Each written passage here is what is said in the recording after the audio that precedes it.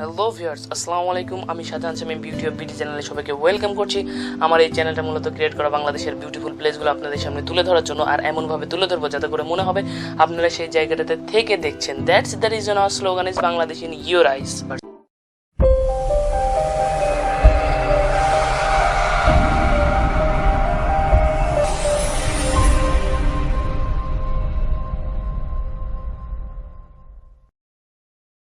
আজ আমি কোনো ভিডিও বানাচ্ছি না, নেক্সট উইকে অবশ্যই কোনো একটা ভিডিও বানাবো।